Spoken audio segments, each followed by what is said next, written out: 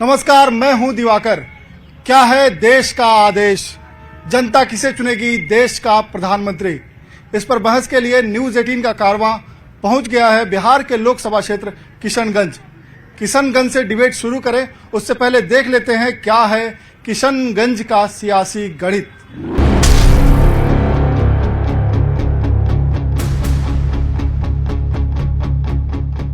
Gateway of north east या chicken neck के नाम से प्रसिद्ध बिहार का किशनगंज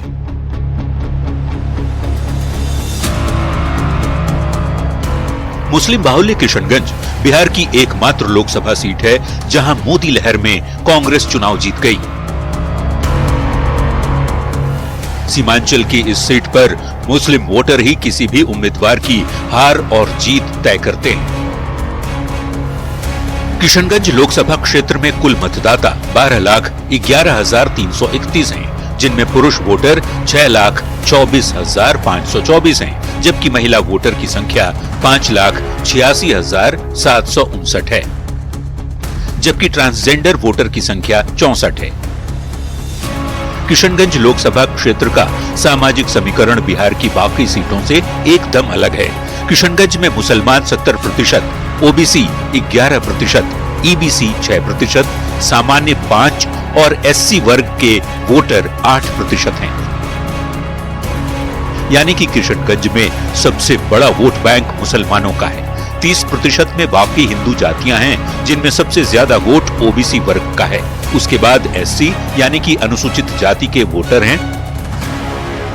वैसे 2024 में किशनगंज सीट पर मुख्य मुकाबला कांग्रेस के मोहम्मद जावेद और जेडीयू के मुजाहिद आलम के बीच है, लेकिन एआईएमआईएम के प्रदेश अध्यक्ष अख्तरुल ईमान ने मैदान में उतरकर चुनाव को त्रिकोणीय बना दिया है। किशनगंज की जनता किसके सिर जीत का सेहरा बांधती है, ये तो 4 जून को ही पता चलेगा। Bureau report, news 18। सड़क नहीं बना सके तो वो 25 करोड़ क्या खा गए? अगर घोटाला हुआ तो जेल भेजो। नीतीश बाबू की गारंटी कौन लेगा? बीजेपी और जेडीयू मिलकर ही बिहार का विकास कर सकता है। डॉक्टर जावेद का खेल खत्म है। स्वास्थ्य चाहिए, शिक्षा चाहिए, व्यवस्था चाहिए। ये वक्त है, महंगाई नहीं बढ़ी है। हमने जिसे जिताया था उस पार्टी का नाम था कांग्रेस, और हमने सोचा था कि किशनगंज में वो करेगी प्रोग्रेस, लेकिन इस बार हम लोगों ने ठाना है, तीर निशाने पे लगाना है। किशनगंज से डिबेट की शुरुआत करते हैं उससे पहले हम आपको परिचय करा देते हैं अपने मेहमानों से। देखिए, आरजेडी से देवन यादव हैं जो मोहम्मद जावेद का पक्ष रखेंगे, महागठबंधन के उम्मीदवार हैं मोहम्मद जावेद। जेडीयू से बुलंद अख्तर हाशमी हैं जो मुजाहिद आलम का पक्ष रखेंगे, एनडीए के उम्मीदवार हैं। उनके ठीक बगल में जो है एलजेपी आर के हबीबुर रहमान हैं जो मुजाहिद आलम का पक्ष रखेंगे। इनके ठीक बगल में जो मुकाबले को त्रिकोणीय बना रहे हैं एआईएमआईएम के आदिल हसन जो प्रवक्ता हैं प्रदेश के, और अख्तरुल इमाम का पक्ष रखेंगे। इसके ठीक बगल में आप देखिए जय किशन प्रसाद हैं जो मुजाहिद आलम जो एनडीए के उम्मीदवार हैं उनका पक्ष रखेंगे। और सबसे आखिर में जो है कांग्रेस के शाहिद रब्बानी हैं जो मोहम्मद जावेद जिस पार्टी से हैं महागठबंधन के उम्मीदवार हैं उनका पक्ष रखेंगे। सबसे पहले आपसे ही जवाब ले लेते हैं, जनता आपको क्यों चुने? जनता क्यों नहीं चुने हमको? भाई, हम मोहब्बत की दुकान खोल रहे हैं, नफरत को मिटाने का काम कर रहे हैं। दो भाई जो आपस में लड़ रहे हैं उनके अंदर जो नफरत है उसको मिटाने का काम कर रहे हैं, इसलिए जनता हमको चुनेगी। हम मिलाने का काम कर रहे हैं। जनता को मिलाने का काम कर रहे हैं, आप भी हैं उम्मीदवार में ताल ठोक रहे हैं, आपको जनता क्यों चुने? इसलिए चुने कि आज़ादी के 75 साल से सीमांचल को दिल्ली पटना दोनों ने ठगा है। आज अख्तरुल ईमान सीमांचल की एक बेबाक आवाज़ है। एएमयू का मुद्दा ना यूपीए ने किया ना एनडीए ने किया। सीमांचल की बाल की तबाही, सीमांचल में सबसे ज़्यादा पलायन है।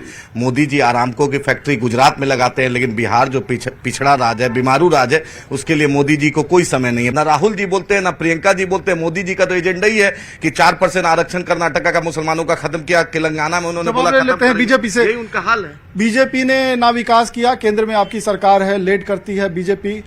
जेडीयू की सरकार है जो लेट करती है, उसमें बीजेपी का समर्थन है।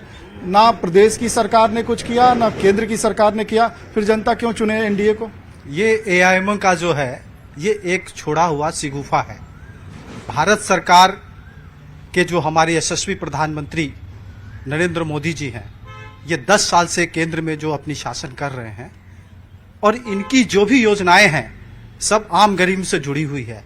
चाहे वो प्रधानमंत्री उज्ज्वला योजना हो, चाहे वो प्रधानमंत्री आवास योजना हो, चाहे वो प्रधानमंत्री किसान सम्मान निधि योजना हो, और ये जो गारंटी दी गई इसने पूरे करके दिखाया कि हम भारत की अगर विकास का कोई विजन लेके चलते हैं, कोई रोड मैप लेके चलते हैं, तो हम सिर्फ कोरी कल्पना नहीं करते, हम उसको पूरी करके दिखाते हैं। देश चला रहे हैं 10 साल हो गया, 2 टर्म हो गया उनका, लेकिन आज जो सबसे बड़ा मुद्दा है वो है बेरोजगारी। बेरोजगारी पर मोदी जी कुछ नहीं बोलते हैं। उन्होंने कहा था 2 करोड़ नौकरी देंगे। 2 करोड़ नौकरी कहां है? आज जब लॉकडाउन लगाए मोदी जी, तो आपने देखा होगा कि सबसे ज्यादा बिहार के लोग चले आ रहे हैं पैदल, साइकिल से, भूखे प्यासे, लंगा भूखा चला आ रहा है बिहार। आज बिहार के 40 में 40 सीट लेने की बात करते हैं। राजद के साथी को ये कहूंगा कि 2005 के पहले की तस्वीर बिहार का दिखे। आपको 15 साल मौका मिला, क्यों नहीं आपने जो है उस वक्त जो है विकास किया बिहार का? और एक बार मैं बता दूं, नीतीश कुमार बहुत दूरंदेश आदमी है। उन्होंने देखा कि अगर बिहार का विकास करना है तो बीजेपी और जेडीयू मिलकर ही बिहार का विकास कर सकता है। जिस तरह से प्रधानमंत्री हमारे जो है तो नरेंद्र मोदी जी ने देश का विकास किया है, उसी तरह से दोनों मिल करके उस मुकाम पर बिहार को ही पहुंचाएंगे। नीतीश बाबू की गारंटी कौन लेगा? आपके साथ आ जाएंगे। कि नीतीश बाबू रहेंगे मोदी जी के साथ कि फिर चले आएंगे पलटी मार के? आप बुला रहे हैं उनको फिर एक बार, वो देख लीजिएगा ना। ये चुनाव हो रहा है ना लोकसभा का चुनाव अच्छा फल मिला तो रहेंगे, और नहीं मिला तो फिर पलटी मार देंगे। वो पलटी फिर मार देंगे। भाई, इन्होंने जब कहा मेरा द्वार खुला हुआ है, तो इनके नेता को भी नीतीश जी के बगैर चैन नहीं है। समझा ना? बगैर नीतीश जी के चैन नहीं है। दूसरी बात मैं कांग्रेस पर भी करना चाहूंगा। आज हमारी लड़ाई यहाँ किशनगंज में कांग्रेस से नहीं है। आज अब मैं मिसाल दूंगा कि कांग्रेस का कोई प्रतिनिधि यहाँ नहीं है। उसने बोरो प्लेयर राजद का लाके खड़ा कर दिया है, अभी मैदान छोड़ करके भाग गया है वो। समझ गए ना? यहाँ जावेद साहब जो एमपी रह चुके हैं, लोग उनसे उनके कार्यों को, उनके सारे कार्यकलापों को देख करके उब चुके हैं। और आज हमारी डायरेक्ट लड़ाई किसी से है तो एआईएम से है, कांग्रेस कहीं नहीं है यहाँ। इस तरह से अभी हमारे साथी कह रहे हैं कि कांग्रेस कहीं नहीं है। पिछले बार भी जो चुनाव शुरू हुआ था तो 1 नंबर पायदान पर था एआईएम, उसके बाद था जेडीयू।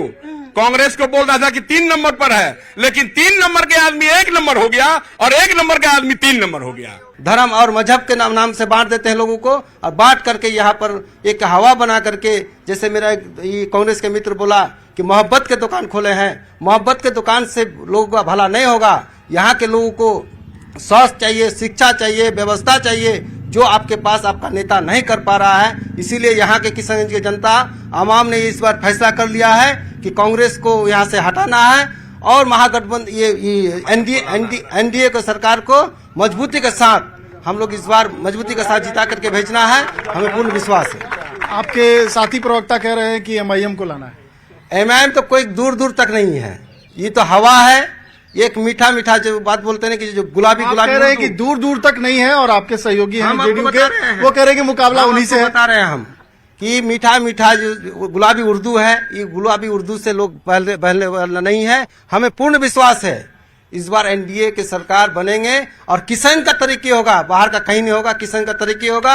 किशनगंज नंबर 1 होगा पूरे देश में। महंगाई डाइन हो गई थी उस समय, आज महंगाई स्मृति ईरानी हो गई, आज महंगाई कंगना राणावत हो गई है। आज महंगाई क्या हो गई है? कंगना राणावत हो गई है। आज उस समय महंगाई डाइन हो गई थी। इनके पास कोई भी ये जुमले की सरकार, झूठ बोलना मदारी है ये आदमी। तो हम लोग फूस का भी घर है और भाई को जोड़ने का काम करते हैं, इसलिए हम लोग सबको लेके चल रहे हैं। राजद के नेता जो हैं, उनका एक ही एजेंडा है कि हम भ्रष्टाचार कैसे करें। इनके शासनकाल में नीतीश जी ने महसूस किया कि नौकरी दो और जमीन लो। ये कितनी को नौकरी दिए और कितनी जमीन लिए, आज इनके सभी नेता आज भ्रष्टाचार के केस में संलिप्त है। लालू यादव जी खुद सजा याफ्ता है। देखिए, मोदी जी डिक्टेटरशिप चला रहे हैं। आज कोई भी भाजपा का नेता मोदी के खिलाफ बोलने की औकात नहीं है किसी का। सब मोदी की चमचागिरी कर रहा है। इसीलिए मोदी जी डिक्टेटरशिप चला रहे हैं। आज उसको डर लगा केजरीवाल से, उसको जेल में भेज दिया। कोई सबूत नहीं, जेल में भेज दिया। हेमंत सोरेन से डर लगा, उसको जेल में भेज दिया। आज क्या भ्रष्टाचार कर रहे हैं लालू यादव। आज जो 23 जो लोकसभा के उम्मीदवार उतारा है, क्या जो उनके परिवार के लोग हैं? क्या रविदास उनके परिवार के लोग हैं? क्या जहां जहां से भी लोग उठा है, सारे समुदाय के लोगों को, खासकर महिला आरक्षण की बात करते हैं। महिलाओं को कितना टिकट दिया आरजेडी? ये पूछिए उनसे कि महिला को आपने क्या जो टिकट दिया। जवाब ले लेते हैं, इधर से आवाज आ रही है तो जवाब ले लेते हैं। बीजेपी की सरकार में सबसे पहले घुसखोरी बढ़ी है, नाकामी बढ़ी है, इसलिए जो है ना अनाज देनी पड़ती है इन लोगों को। अगर इन लोग अगर काम वाले होते, काम में लगाते तो बेरोजगार नहीं होते। ठीक है। उसके बाद एमआईएम वाले से हम कहना चाहेंगे, एमआईएम वाले जो है ना जिन्ना का जो है ना सहयोगी है। सबसे पहले देश में घोटाला जिन्ना तोड़ा, उसके बाद सैयद साहबुद्दीन तोड़ा, अभी जो है ना ओवैसी जो है ना पूरे देश को तोड़ के रखा है, समझे। इसलिए यूपीए सरकार में एएमयू बनी, यूपीए सरकार ने रुपया नहीं दिया। हमारे मुख्यमंत्री 10 करोड़ रुपया भी दिया और एएमयू बनाने के लिए जमीन भी दिया। और इस बार हम लोग 39 सीट अगले बार जीते थे, इंडिया की इस बार 40 सीट जीतेंगे और फिर से इंडिया सरकार बनाएंगे। अभी कहना चाह रहे हैं कि जो कांग्रेस के सांसद हैं वो आज तक क्षेत्र में कभी 5 साल दिखे नहीं।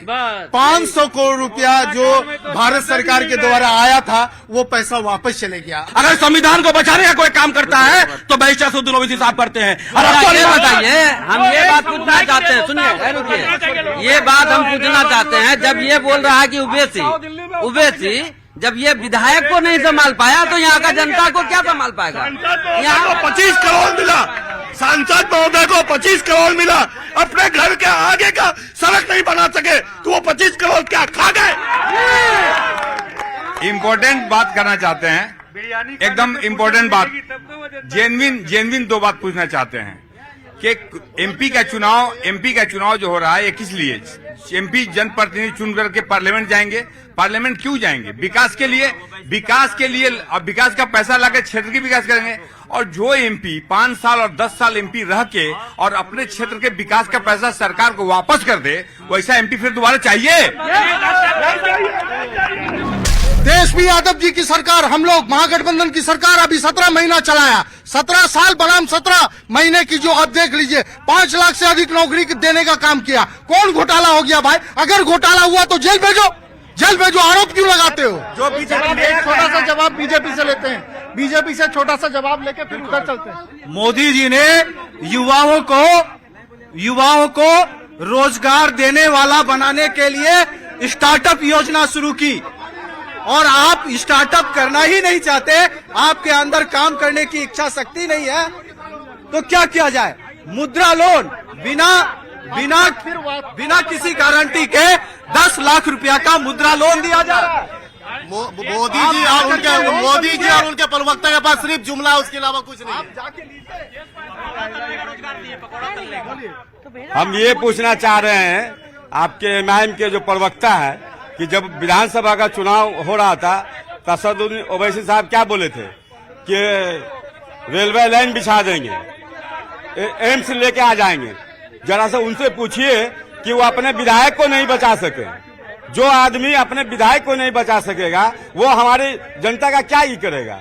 और कांग्रेस के प्रवक्ता से पूछिए कि 5 साल में क्या मोहम्मद आजाद जो एमपी है यहाँ के, वो जावेद आजाद, वो किसी का फोन दोबारा कॉल करके जवाब देते थे क्या? उनके घर के आगे का सड़क आप जाके देख लीजिए कि क्या स्थिति है वहाँ पे। पूरा बात तो पूरा करने दीजिए। तो हम यही कहते हैं कि यहाँ का एक ही कैंडिडेट है, वो मर्द मुजाहिद मास्टर मुजाहिद साहब, जो हर दुख सुख में सुनता है, हर फोन का जवाब देता है, चाहे 2 बजे रात हो, 1 बजे रात हो या सुबह 5 बजे हो, हर फोन का जवाब देता है। वो कोई और नहीं, हमारे जदयू का जो कैंडिडेट है मास्टर मुजाहिद साहब, हम लोग उसी को एमपी बनाएंगे। किशनगंज का एमपी कैसा हो?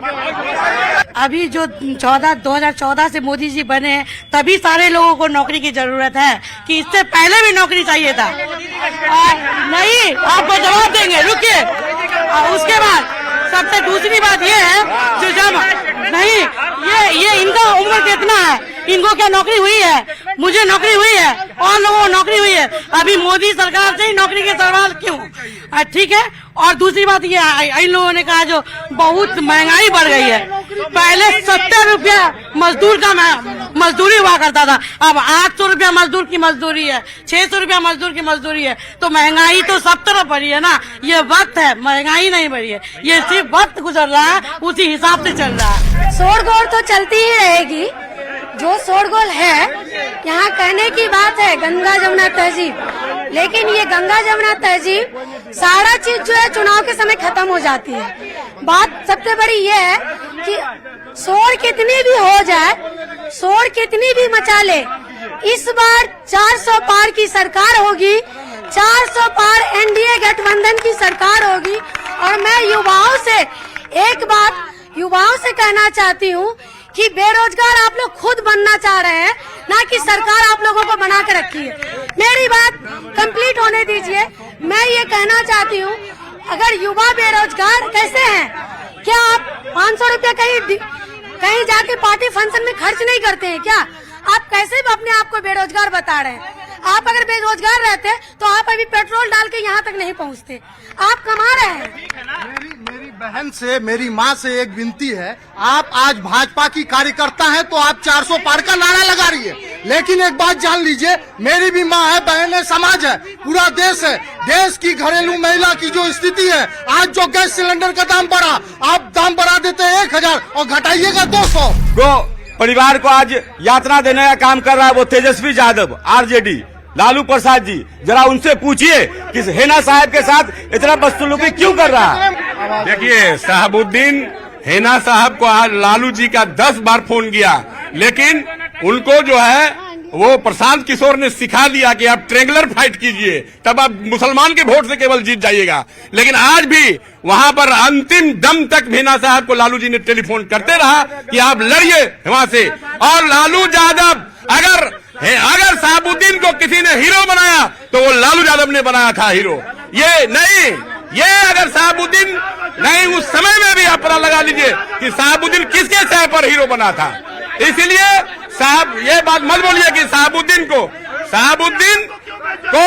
लालू यादव उसको कहे बोला, ये तो परिस्थिति के मुख्यमंत्री है, क्यों बोला था ये बात?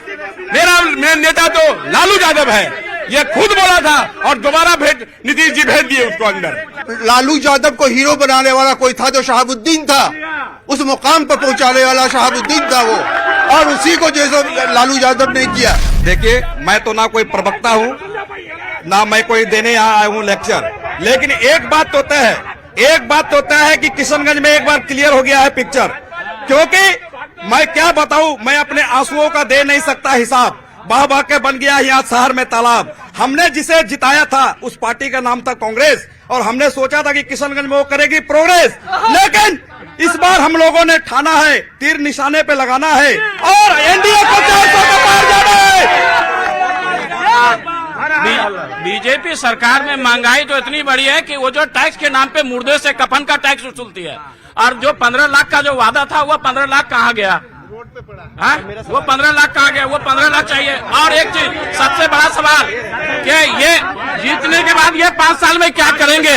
क्या किए छोड़ दीजिए, क्या करेंगे? आज संविधान की लड़ाई हो रही है देश में, तो हम लोग बिना कोई पक्षपात किए देश में कांग्रेस की इंडिया की सरकार बनाने जा रहे हैं, और इंशाल्लाह तमाम जगह से इंडिया गठबंधन का उम्मीदवार जीतेगा, जीतने जा रहा है। देश एक ही आदमी बचा सकता है, वो नरेंद्र मोदी बचा सकता है, जो अच्छी तरह चला। अभी यंगस्टर से पूछिए। डॉक्टर जावेद का खेल खत्म है किशनगंज से, और वो एक भी काम नहीं किए हैं, यहाँ एक भी विकास नहीं किए हैं डॉक्टर जावेद। देखिए, किशनगंज का अगर विकास करना है, यहाँ मुजाहिद आलम साहब जो एनडीए गठबंधन के उम्मीदवार हैं, तीर छाप पर चुनाव लड़ रहे हैं, उनकी जीत ही इस पूरे किशनगंज लोकसभा का विकास का मुद्दा बनेगा। छोटा जवाब। पूरे भारत में भाजपा को हम लोग नहीं उस वक्त चुने थे, इस बार गंगा जमुनी तहजीब के तहत हम लोग इस सीट मास्टर मुजाहिद जी को हम लोग गंगा जमुनी तहजीब के साथ उसको जिता करके भेजेंगे और किसान की तरक्की के लिए हम लोग उसको वोट देंगे, किसान का आवाम के लिए सुविधा के लिए वोट देंगे। छोटा सा जवाब एक दीजिए, आखिर क्यों वोट करेंगे? पानी में आर्सेनिक, इसी नीतीश राज में कैंसर सबसे ज्यादा इसी एरिया में, सीमांचल की बदहाली पलायन इसी एरिया में। हम सीमांचल को, बिहार को एक नई क़यादत देंगे अख्तरुल ईमान साहब के रूप में और बैरिस्टर असदुद्दीन ओवैसी साहब की सरपरस्ती में। हम सीमांत 75 साल सबको लोगों ने दिया, इस बार अख्तरुल ईमान एक बेबाक आवाज है, उसको इस बार इंशाल्लाह मौका सीमांचल की आवाम से, किशनगंज के लोग। छोटा सा जवाब, इस बार मास्टर मुजाहिद आलम जी के साथ मोदी जी की गारंटी जुड़ी हुई है और इस बार भारतीय जनता पार्टी के सभी लोगों ने ठाना है कि मास्टर मुजाहिद को संसद में भिजवाना है। छोटा सा जवाब, संविधान को बचाना है, देश को जोड़ना है, नफरत को मिटाना है, मोहब्बत को जगाना है, डॉक्टर मोहम्मद जावेद आजाद को जिताना है। तो देखिए यहाँ किशनगंज में मुद्दों की समझ है लोगों के बीच में और ये मुद्दों की समझ ही ये तय करेगी कि आने वाले दिनों में मतदान केंद्रों पर जब मताधिकार का प्रयोग करेगी किशनगंज की जनता, तो हमें लगता है कि वो अपने विवेक का इस्तेमाल करेगी और अपने लिए सही उम्मीदवार का चयन करेगी। आज का डिबेट इतना ही, अगले दिन हम किसी और लोकसभा क्षेत्र में होंगे और जानेंगे क्या है देश का आदेश।